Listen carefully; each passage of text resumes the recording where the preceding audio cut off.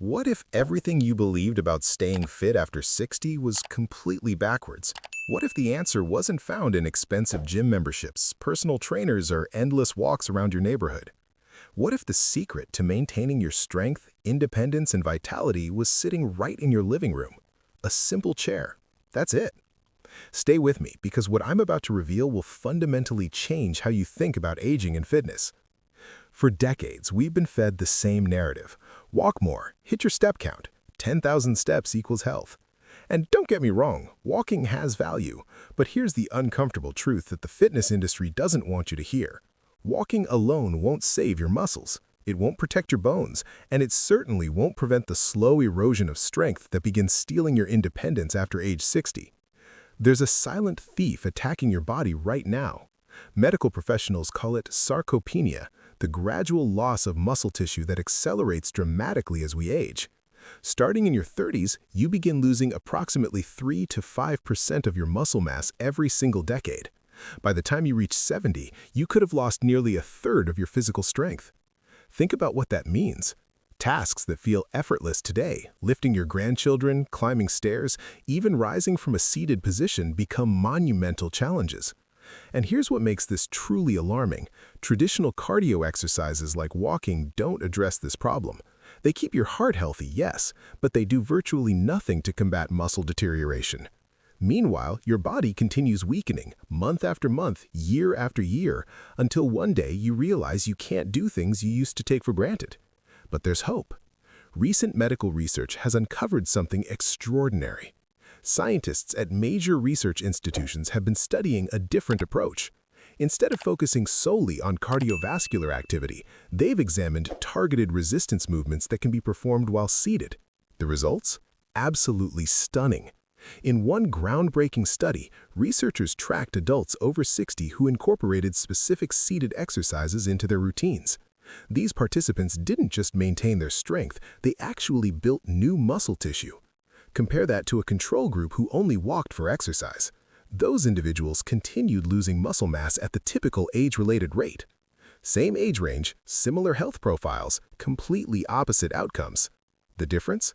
5 specific chair-based movements that directly challenge your muscles in ways walking simply cannot replicate. These aren't complicated gymnastics routines. They're straightforward, safe exercises that you can perform in your own home using nothing more than a sturdy chair and perhaps an inexpensive resistance band. What makes these movements so powerful is their specificity. Each one targets crucial muscle groups that determine whether you'll maintain your independence or gradually lose it. Let me walk you through all 5, starting from number 5 and building toward the most important exercise of all, the one that orthopedic surgeons now prescribe more than any other. Before we dive in, drop a comment telling us your age and where you're watching from. We read every single one and love connecting with our community. Exercise number 5, seated calf raises. Let's begin with an exercise most people completely overlook, even though it addresses a critical health issue that affects millions of older adults. Seated calf raises might seem almost too simple.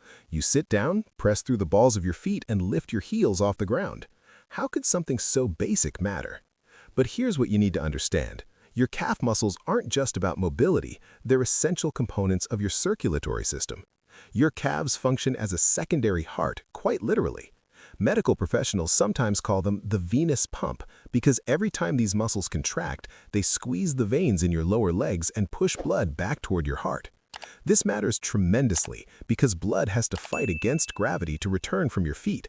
Without strong calf muscles, circulation slows. Blood pools in your lower extremities.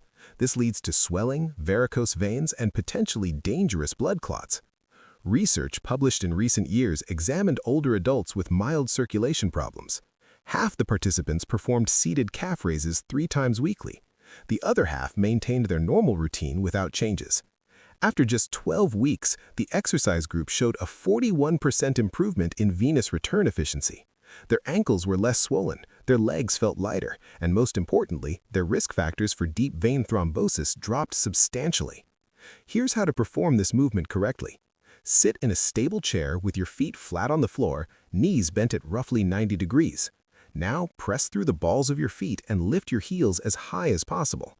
Hold that top position for a full 2 seconds. You should feel strong tension in the back of your lower legs. Then lower your heels slowly back to the floor over a count of 3. This slow lowering phase is absolutely critical. It creates something called eccentric contraction, which builds muscle more effectively than the lifting phase alone. Start with 15 repetitions if you're new to exercise. Progress toward 3 sets of 25 reps. Once that becomes manageable, add resistance by placing a heavy book or small weight across your thighs. Perform this movement daily, ideally both morning and evening. Within just a few weeks, you'll notice your legs feeling significantly better, lighter, less tired, more energized throughout the day. Exercise number 4, seated knee extensions. Now let's address a muscle group that literally determines whether you can navigate your daily life independently. Your quadriceps, the large muscles running along the front of your thighs, are the primary drivers for countless essential activities: climbing stairs, getting out of a car, standing up from the toilet without assistance. All of these depend entirely on quad strength. And here's the problem: these muscles deteriorate faster than almost any other muscle group as we age. Research from major universities has tracked this decline in detail. Adults over 60 lose quadriceps strength at nearly double the rate of younger adults. One longitudinal study followed 400 participants over 5 years. Those who didn't perform targeted leg exercises lost an average of 16% of their thigh muscle mass during that period. But the group who did perform seated knee extensions 3 times weekly, they actually gained 4%. That's a 20-point swing in outcomes from a single exercise. Same age range, similar health profiles. A landmark study from a major medical clinic examined the walking patterns of 800 adults between ages 60 and 85. The researchers discovered that hip flexor weakness was the single greatest predictor of fall risk. Participants with the weakest hip flexors were 4 times more likely to experience a fall within the following year. 4 times more likely. Falls aren't minor inconveniences for older adults. They're life-altering events.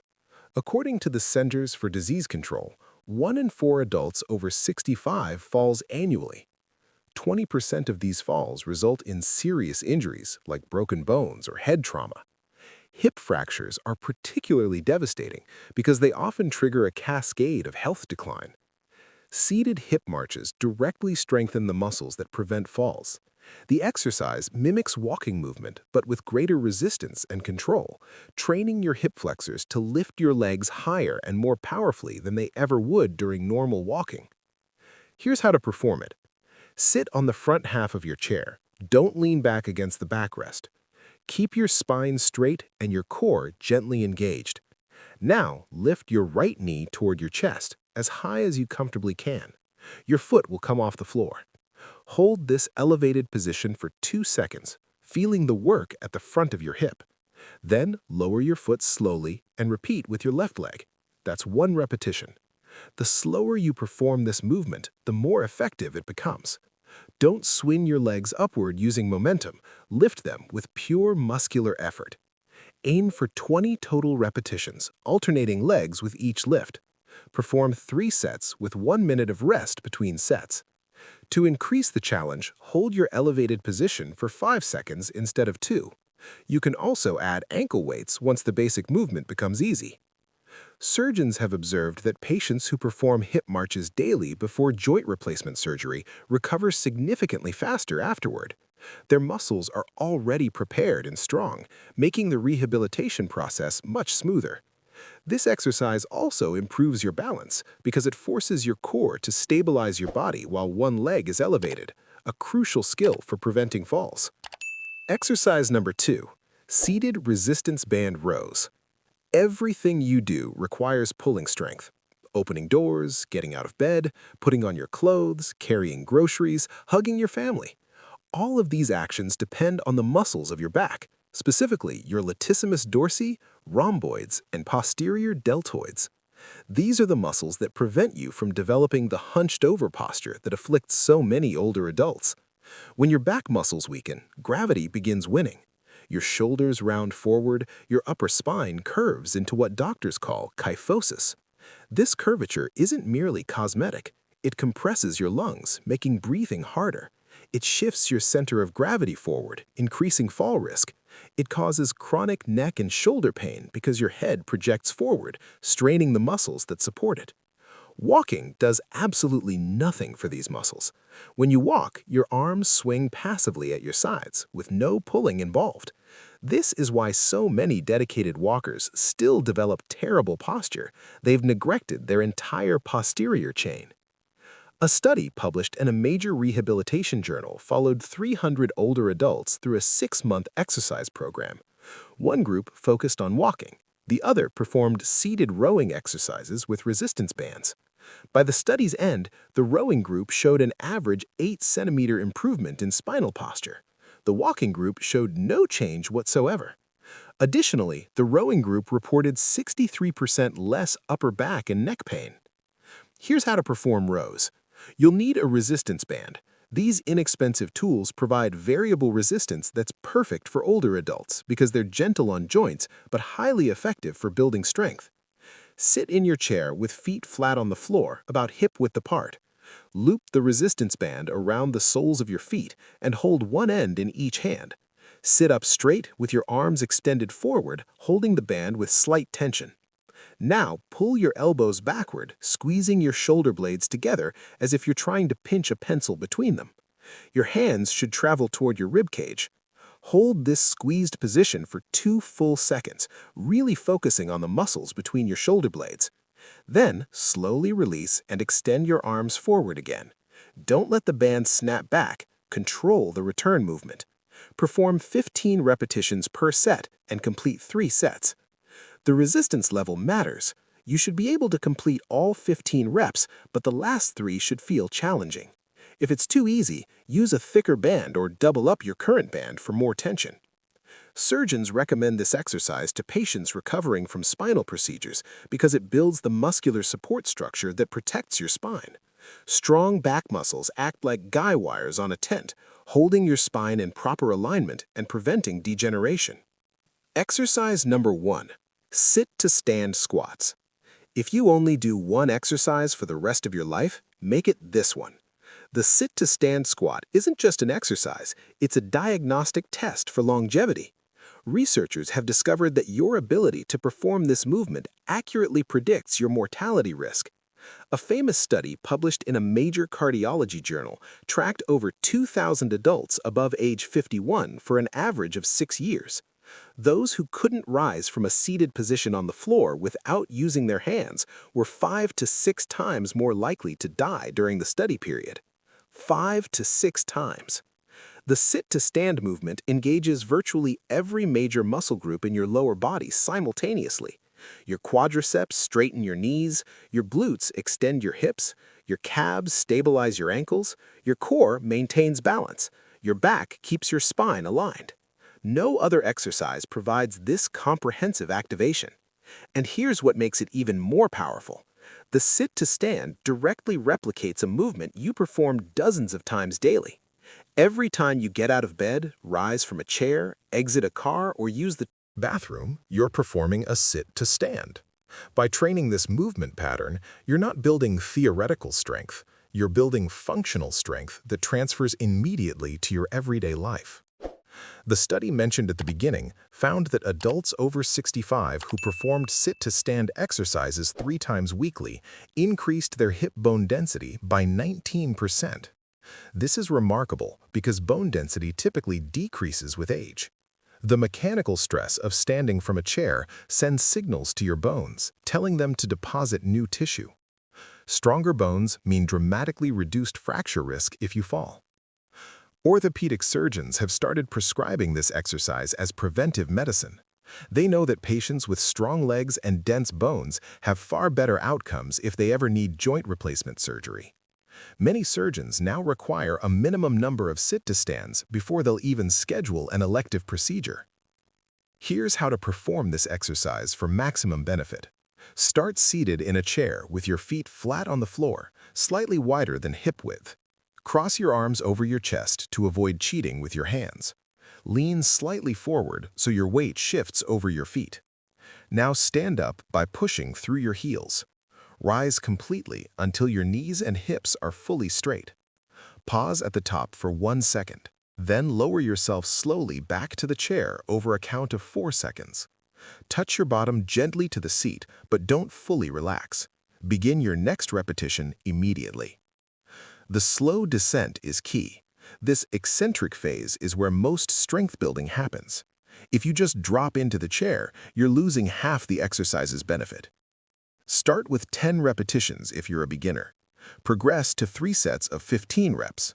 Once that becomes manageable, hold a light weight against your chest, like a gallon water jug, to add resistance.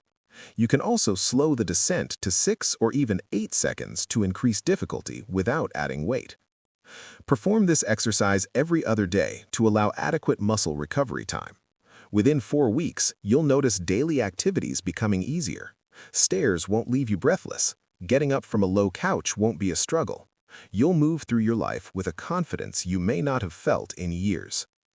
These 5 exercises represent what orthopedic surgeons wish every patient over 60 would do regularly. Walking has its place. Cardiovascular health absolutely matters. But if you want to maintain your independence, avoid falls, preserve your bone density, and keep your muscles strong enough to truly enjoy your life, you need targeted resistance training. The research is overwhelming. The medical community has reached consensus. Seated exercises that challenge your muscles against resistance produce superior results for functional strength compared to walking alone. You don't need a gym membership. You don't need expensive equipment. You don't even need to be particularly athletic. You just need a sturdy chair, maybe a resistance band, and 15 minutes 3 times per week. This small time investment can add years of independent, active living to your life. Start with exercise number 5 today. Master it over the next week, then add number 4. Progress through the list at your own pace. By the time you reach sit-to-stand squats, your body will be ready for the challenge. Your future self will thank you for the strength you're building today. Now, we want to hear from you. Which of these 5 chair exercises are you most excited to try first? Have you been told that walking is the only exercise you need after 60? Share your experiences and thoughts in the comments below. We'd love to hear from you. Thanks for watching, and remember, your health is in your hands. Let's build strength together.